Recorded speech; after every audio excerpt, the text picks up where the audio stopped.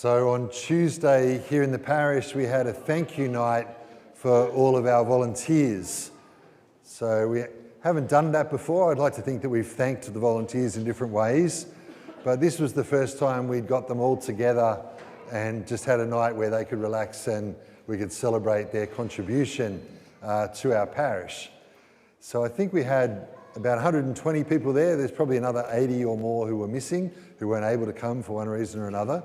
But it was a great night, a really fantastic night. I wanted to give you just a little insight into the night.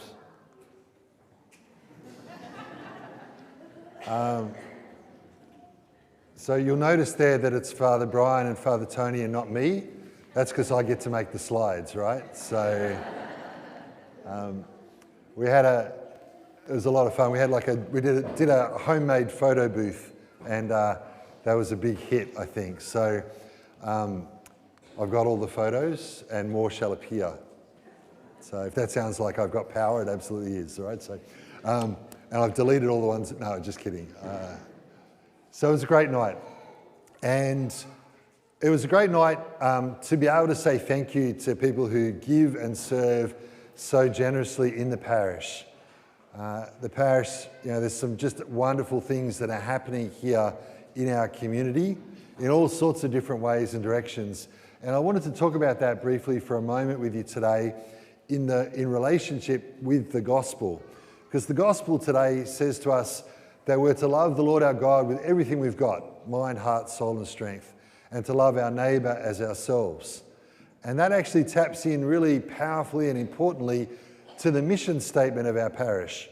A few years ago, we formulated our mission statement, which is that we believe we exist to bring the love of God to life in people. This is our why. This is why we exist as a parish, that we want to bring the love of God to life in people. So in terms of the gospel today, what we want to do is we want to help people to be able to love God with their whole being and to love others as they would love themselves. And so what we are trying to do in the parish is to work out ways to be able to do that, to be able to share that with others. Of course, what we also want to do in the parish, and part of our mission statement here, is to recognise that our love for God and our love for others is actually a response to God's love for us.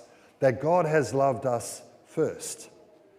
That God loves us in the person of his Son Jesus, who died for us so that we might be brought into a new life with him. That we might know the perfect, unfathomable love of God for each and every one of us. So that's why we exist as a parish. It's what we're here for. And we also, around the same time, a few years ago now, we articulated something of our vision, meaning where do we want to get to? What are we aiming for? What are we trying to be?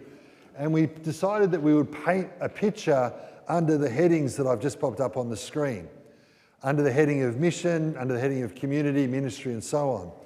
And over the last 6 years, and building on so much that had happened before that, we've been being able to do some really wonderful things. You've heard stories. If you've been coming to Mass here for a while, even as recently as last weekend, you've heard stories of people get up and say how they have encountered the person of Jesus in a new way. We've baptised maybe on average about 7 or 8 adults every year for the last 5 or 6 years. You've also heard stories of people say, well, I was away from the church for a long time. I wasn't part of things, but I came back. And Alpha's been a really powerful tool for us in being able to help people to discover their faith in a new way or in a deeper way. We've also had the opportunity under the heading of mission to really try and work out new ways of reaching out to those who are hurting or suffering in our society, trying to reach out to those who are in some ways doing it tough. In the last 12 months, we've been able to hire an an outreach coordinator 1 day a week. Joanna's job is to help us to be able to do that more, to do that better in reaching out to those who are hurting or suffering. There's more to our mission in terms of our vision, but there's some of the key features. We've also been reimagining how we might do youth ministry, trying to be more effective in helping young people come to know the person of Jesus and to follow him, not just while they're at school, but actually into the future as young adults and into the rest of their lives. So we're always trying to do something new to try and be more effective and fruitful in terms of our mission. We spent a lot of time talking about community this year as a parish. We had a Connect series where for 5 weeks we had small groups. I think we had about 35, 40 small groups where we really broke open the theme of being a Christian community. What does it look like to really love and know and care for one another? And that in turn might mean how might we care for others beyond us as well. So we spent a lot of time talking about that this year. We've got something like 25 or 26 ongoing life groups, maybe somewhere around 200 people who actually meet every fortnight. And their primary purpose, the primary aim of those groups is that people would feel that they're not anonymous when they come here, but they're actually deeply connected with each other, that there's really genuine care and love for one another. As you heard on Tuesday night, I've already touched on this, just our efforts in ministry have been really terrific. People are serving in so many ways, well over 200 volunteers serving in all sorts of ways, hidden, sometimes more obvious, all manner of ways there are people serving in the parish. There's lots happening here. I think we've got more to do in the area of formation. We want people to be better formed in their faith. There's more for us to do there. And we've worked hard at worship. We've been really trying to make sure our masses are beautiful and reverent, but also really speak to the heart of people. And we've made some great strides and efforts in there over the last few years as well. I want to say there's more. There's more to be done. There's more to do. But I also wanted to give you a little bit of an idea. I nearly left off administration, didn't I? Important, back end, really matters. Doesn't float my boat, but it's necessary. Okay, so what I wanted to give you a sense of is just an idea of how we're tracking with that. You might remember October last year, about 12 months ago, we did the National Church Life Survey, which is a survey that happens in churches all over Australia, not just Catholic churches, but other churches as well. And one of the things that survey does, it gives us a whole lot of information. It's been really helpful. But one of the things it does is it measures 9 key indicators of the health of a church that they've worked out over a period of time are really crucial, okay? And I haven't given you all 9 there because I couldn't fit it on one slide, but I've given you our top 5 results, okay? Our top 5 results. So what I want you to understand about this is that, as you can see, it's a score out of 10, and 5 is the average for Catholic parishes, okay? 5 is the average for Catholic parishes. So for worship, an indicator is that we always experience inspiration in Mass. We got a 10. Remember, this is you feeding back. It's not my report or something like that. This is the surveys you filled in, right? So that's great. Number 2, innovation. The parish strongly agrees that we're ready as a parish to try new things in order to be more fruitful in our mission. And that's a 10 as well. Faith, that there's been much growth in faith this past year through the church, 8.2, right? Vision, people are aware and strongly committed to the vision of the parish, 7.8.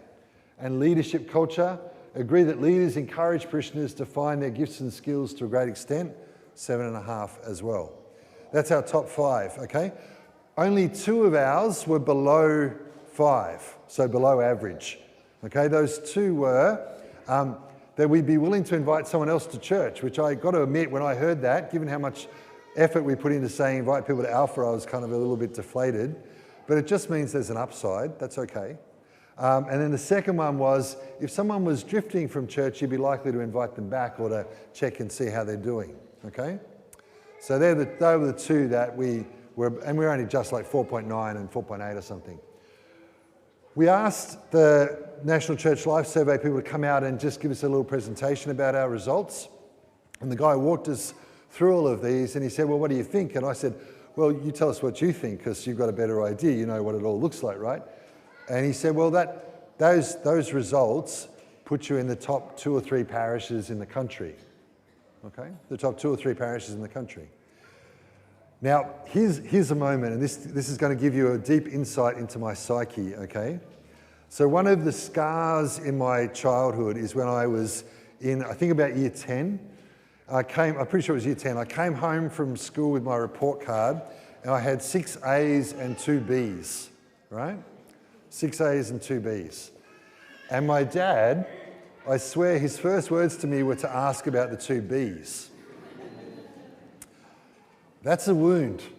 I'd like to think I've handed it over to God and I've received healing for it, but that's a wound.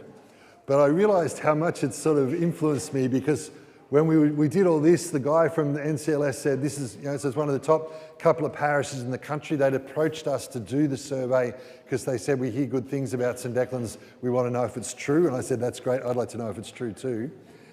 When he went through and explained all that and said, this is what you should be thinking about, how the parish is going, I found myself doing the 2 B's. I was like, we could do better than that.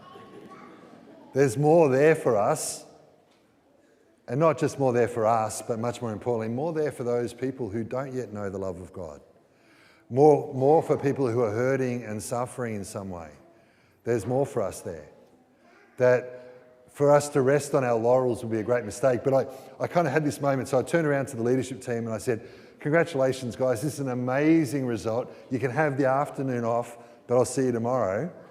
And they gave this little laugh, and the guy who was doing the survey said, they realise that you're not joking. And I said, no, you're right, I'm not joking, but you can have the afternoon off. I promised I took them out for a really nice lunch the following week to thank them for all their hard work. So this gives us an indication of some great things that are happening in the parish, but there is more for us. And one piece, and this is the 3rd week where we've just been talking about giving in the parish. It's the final week that we'll do a homily around it. Just to note, in the same survey, these are some of the results from our parish around financial giving. So about 4% of the parish give around 10% of their net income to the parish. 36% give less than 10% of their net income to the parish. 49% give a small amount when they're here. And 11% give no amount to this parish, okay? So what I would say there is that there's a big upside there for us too. You'll notice that since COVID, I think I mentioned this last week, that since COVID we haven't reintroduced the plate. And that's a really deliberate thing. That's because when we have visitors to the parish, we'd like them to come and not feel like that we're after their money, right? That we're not just in it for that, okay? That's a very deliberate decision. We haven't reintroduced the plate. But what it does mean is that for those of us who are regular and committed parishioners, it's really important that we contribute in other ways and that you don't feel like the plate's guilting you into giving something and there's no plate so you don't have to worry about it. We can do more with more. We can do more with more. And so if you're in a position to be generous here, I'd like to ask you to be able to do that, because I think that there's more that's possible for us, and financial resources makes that more easy for us to do. We can do things with that. We can bring on staff, we can take new initiatives, we can invest more resources in things like youth ministry, children's ministry. I think we've got work to do in the young adult sort of space. There's lots more that we could be doing. So I do think I see this as representing for us just upside. And so I'd really invite and encourage you, as I have been the last couple of weeks, just to prayerfully discern what you might be able to contribute or give to the parish. I also wanted to just note this as well. And again, this is just as a point of comparison. So in terms of regular contributors to the second collection, I want to just explain and stress again, the second collection is what I've really been talking about today. The second collection is about our parish and its mission, okay? The first collection is for the support of the clergy, okay? And whatever you give in the first collection comes to us. All the leftovers for that, we don't spend all the money that you give. That goes to the diocese and supports other clergy in other parts of the diocese. That's a great and good thing. I'm focusing here on the second collection, which is about our parish's mission, okay?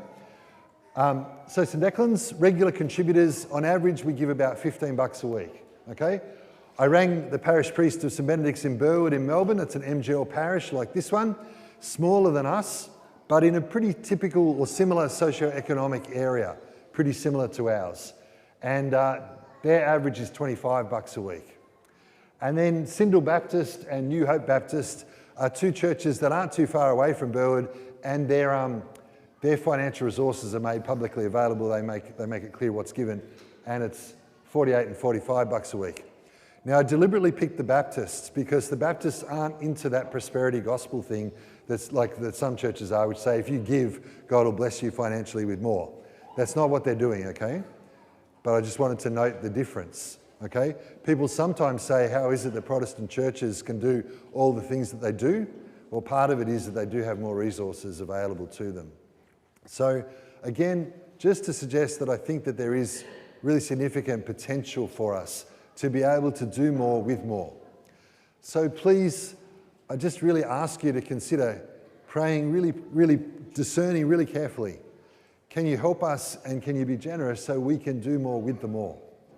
That we can actually continue to reach out to those who don't yet know the love of God, to those who are hurting and suffering in different ways that we can build our parish community so that it can be more fully what God wants it to be and we can fulfill our mission to bring the love of God to life in people. So to that end, you'll notice that on your pews today, we've had letters for parishioners over the last 2 weeks. On your pews today, though, is just a blank card, which gives you an opportunity to contribute to the parish. You'll notice that there are 3 boxes to fill in. Well, actually, there's more than 3 boxes. The left-hand side's really important to fill in too, because we won't know who you are if you don't fill in that side as well. But if you could fill in the 3 boxes on the right-hand side especially, just to explain and make sure it's clear what they are. Box A is the first collection. So as I said, that's the support of the priests in the parish, and the leftover, the surplus, goes to the diocese to support other priests. Box B is the second collection, which supports the parish and the parish's mission, like we've been talking about today. And then the top one is the total, which is A plus B, okay? On the back of the card, you'll see there that there's just a little indicator. This is just for you to use as a guide. It just shows roughly around different people's wages what a percentage of weekly giving would look like. It's just to inform your thinking as you give. The other thing I'd want to mention has gone out of my head. It'll come to me. It'll come to me. So what I'd like just to invite you to do now is if you are a parishioner here, I'm asking you to kind of own our mission more deeply, to commit more to our parish and what we're trying to do. So if I could get you just for a moment to grab that card and to fill it in. If you're not ready to fill it in today, that's okay. Take it home with you, bring it back. There'll be a box in the foyer, the regular boxes at the back of the church. You can drop it into the parish office. But we're just going to take a couple of moments just to give you a chance to fill that in now, if that's okay. And that'd be great. We'll just take a few moments to do that. That'd be terrific. Thank you.